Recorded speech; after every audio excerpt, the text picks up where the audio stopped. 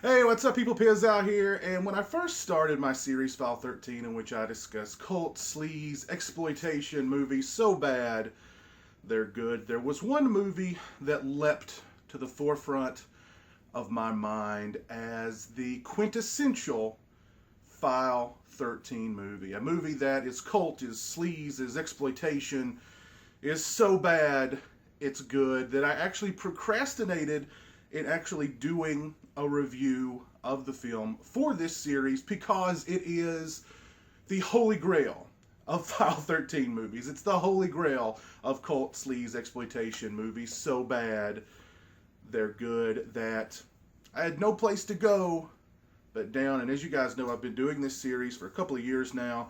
I've had a lot of fun with it. I think you guys have had a lot of fun with it too. I've reviewed a lot of very interesting movies. Some of my favorite movies, as a matter of fact, because I love cult, sleaze, exploitation movies so bad they're good.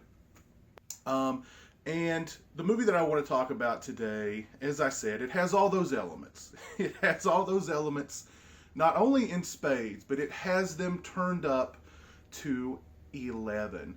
And I'm talking about 1982's Pieces. And I first saw Pieces many years ago. I actually picked it up at a Sam Goody. And I'm not sure if if Sam Goody even exists today. This was long before the $5 DVD bin at Walmart. I think this actually predated Blu-ray. So this is how long ago I'm talking. So if there was a $5 DVD bin anywhere, you're talking about some not only really bad movies, but just really poor quality DVDs. And I would sift through this bin whenever I went to Sam Goody, and I actually found some pretty good movies. A lot of foreign movies. I think they were a lot of the movies sort of, they had sketchy rights. You know what I mean? The rights weren't fully explained. So this company, I believe the company was called Diamond. If you guys are familiar with the Diamond brand of just bargain basement DVDs, please let me know in the comment section. But I actually picked up like a lot of Lucio Fulci movies out of this bin. But one day I was sifting through it, and this cover just grabbed me by the throat. There's a woman on the cover, a huge chainsaw on the cover. The tagline says, "You don't need to go to Texas for a chainsaw massacre." The other tagline, "It is exactly what you think it is." I flipped the DVD around, and whoever wrote the synopsis on the back of that DVD, they deserve the Nobel, because they hit the nail on the head. They talked about the gratuity in the movie. They talked about the gore in the movie. They talked about it being over the top. They talked about it being exactly what you think it is. I was sold. I brought it home. 90 minutes later, I was blown away. Absolutely blown away. And the plot is pretty much your typical slasher movie fodder for the early 80s. Killer on a college campus. But as I said in the beginning, Pieces takes everything to the extreme. And not only does it take all those elements of cult, sleaze, exploitation being so bad it's good to the extreme, there's this added element of complete and utter randomness that just totally keeps you on your toes. It's, like I said, very typical plot, but what goes on in the movie, because of this added randomness, just absolutely keeps you on your toes. And once you think you've reached the peak of what the film can do as far as the nudity is concerned, as far as the gore is concerned, as far as the bad acting, the bad dialogue, as far as just the randomness is concerned, it tops itself. And then it tops itself again. And then it tops itself again. Case in point, near the beginning of the film, you've got a young lady in the middle of what appears to be a park in the middle of the day, in broad daylight. The killer sneaks up on her with a chainsaw and cuts her head off. In the middle of a park, in the middle of the day, in broad daylight, sneaks up on her with a chainsaw. He then ostensibly takes the head and the bloody, dripping chainsaw and just walks away in the middle of the day, in the middle of a park, in broad daylight.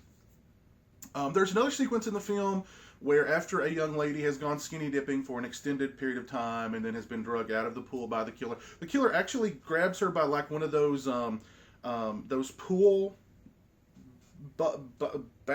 bucket skimmer things and pulls her to she's in the middle of the pool. He grabs her around the head with it and pulls her. Why she doesn't just go whoop or just go under the surface to escape, I have no idea. She's trapped in it, helplessly trapped in it. He pulls her over, pulls her out of the pool, and she just lays there stunned, of course, naked for about, a minute while he goes over, gets his chainsaw very slowly, and comes back and dispatches her. Well, the police show up. There's literally a pile of body parts in front of a gore-soaked, huge yellow chainsaw. And the killer uses the same. The killer either has a tool shed full of the exact same large yellow chainsaws, or he's somehow breaking into the evidence locker at the local police department and is stealing the same one over and over again. Because literally he's walking around at one point with the thing strapped to his back. Again, no one notices. No one's paying attention to this man with a large yellow chainsaw strapped to his back. Anyway, the police call in a college professor, and the cop, played by Christopher George, says, "I wanted to get your opinion before we called the coroner." He wants to get the opinion of a college professor before they call in the coroner. He points to the pile of body parts. He points to the bloody, huge yellow chainsaw in front of the body parts and goes, "Do you think that chainsaw could have done that?" The professor walks over to the chainsaw. He kneels down, puts his hand on the chainsaw. Yeah? Yep. I believe this could have done it. We have sequences like that. We have some of the most hilarious, out of the blue dialogue you've ever heard. I would love to see this script. Whoever was dubbing this movie, I don't know if they just had a lark and dubbed in some of their own improv crazy dialogue because the movie's crazy, so why not have some fun with it? Or if it was actually, if these lines were actually written. There's, again, near the beginning of the film, a hilariously just out of the blue dialogue sequence about people. They're literally in the hallway of the college passing a joint around. And one guy's like, "Hey, did you hear they installed a waterbed in the gym or somewhere?" And one girl's like, "There's nothing better than having sex and smoking pot on a waterbed." Of course, she phrases it much differently than that. And it's so, where did that come from? And of course, so sort of blankly delivered through the dubbing that it's absolutely hilarious. Absolutely hilarious. There's a character in the film who's actually played by Chris George's wife, who is a professional tennis player and an undercover cop. That's the weirdest resume I've ever heard. A professional tennis player who moonlights as an undercover cop. Which, if you're a professional athlete, how can you go undercover for anything? As a matter of fact, when she first steps foot on the campus, somebody's like, "Hey, aren't you so-and-so?" So how can you be an undercover cop when everybody knows? I don't know. Forget about it. I shouldn't even be thinking that deeply into it. Hilarious tennis sequences, and there's a tennis match in the film. Clearly, you can tell the two people playing tennis had probably never touched a tennis racket prior to shooting this movie. It is hilarious. It is hilarious.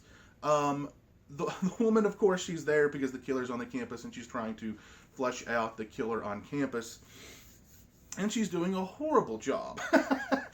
There's a sequence where one woman, the woman that she was actually playing tennis against, she goes to the shower, the killer shows up, cuts her in half with a chainsaw, and the effect is really quite good, as a matter of fact.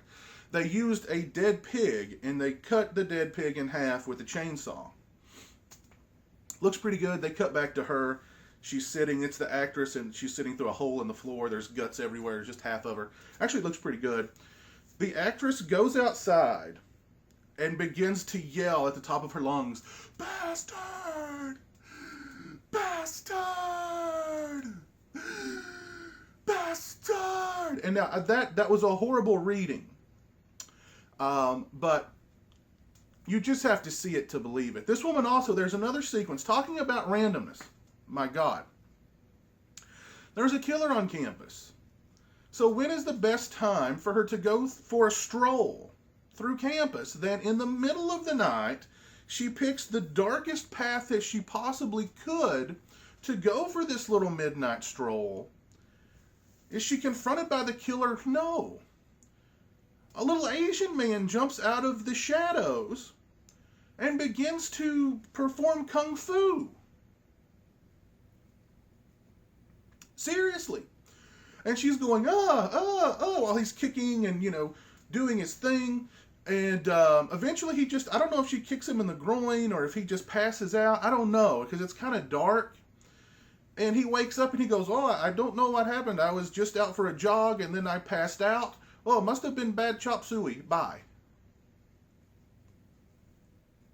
Apparently, the producer of the film, the infamous Dick Randall, was also producing a lot of Bruce-sploitation movies at the time. A lot of movies where they basically would cast a Bruce Lee impersonator. As a matter of fact, the guy in Pieces, his name is Bruce Lee, with one E. So he thought, hey, I'm making movies with this dude. Why not throw him into Pieces? Why not? We can just pad out that runtime. Yeah. I could go on and on and on. The gratuity in the movie is over the top. Over the top. Nudity everywhere. Sex everywhere. Blood, gore, bodies being chopped to pieces, knives going through the backs of people's heads and out their mouths, slashings, axings, you name it. Just blood everywhere. The dialogue, horrendous yet absolutely beautiful. The acting is very kind of stilted, but then you add in the very blank dubbing, then you add in the horrible dialogue, and you have alchemy, because it's producing gold. It's producing gold. And like I said, just the randomness, the absolute randomness of this movie just keeps you on your toes throughout, because it just keeps one-upping itself. And the ending of the movie, mind-blowing. Like nothing you've ever seen in your life. Mind-blowing. This is the kind of movie you have to see to believe. And that's exactly what I want you guys to do. Go out, get Pieces, watch it. Another reason why I procrastinated in doing this review and why I wanted to go ahead and get it out is because Grindhouse Releasing is actually putting out what looks to be a really nice 2 Blu-rays, 1 CD with the soundtrack on it, the original soundtrack, set in the coming weeks. I wanted to do this video where I discuss the film, and then when I get my hands on that Blu-ray set, do another video where I discuss just the Blu-ray set. But go get your hands on Pieces. It's the ultimate Grindhouse movie. It's the ultimate in so bad it's good. It's the ultimate in sleaze. It's the ultimate in exploitation. It's everything. If you love those kinds of movies, like I said, this is the Holy Grail. It gets no better than Pieces. The film was directed by Juan Piquer Simon, or Simon, however he chose to pronounce it. He also directed another one of my favorite File 13 movies, the infamous Slugs. He also directed a movie I think it's called Pod People, which is supposed to be just so bad it's good too. I definitely need to track it down. I didn't even mention Paul Smith in the movie, who played Bluto in the Popeye film. He's the ultimate red herring. He is the red herring of all red herrings in these kinds of murder mystery slasher type movies. Just a great performance by him. He just walks around the whole time with this, like snarling look on his face, and usually carrying a chainsaw or like some other kind of sharp implement. At one point, he's just walking around carrying like garden shears under his arm, like a book, because why not? He's the campus caretaker, so why wouldn't he just carry around shears and chainsaws? Just why not? The opening of the film depicts a kid putting together a puzzle of a naked woman. He's confronted by his mother, who is not a fan of that sort of thing, so he axes her to death. I think it supposedly takes place in 1942, but there's a touch-tone phone in there, so whatever. I love Pieces. I've seen it countless times. It's just so fun. It's just so over the top. Like I said, it's the holy grail of this kind of movie. If you're a fan of cult sleaze exploitation movies so bad they're good, Pieces needs to be in your library, and it needs to be a go-to film. If you've seen Pieces, please let me know what you think of it in the comments section below. As always, thanks so much for watching. I appreciate it. You guys are awesome. Take care, and until next time, peace.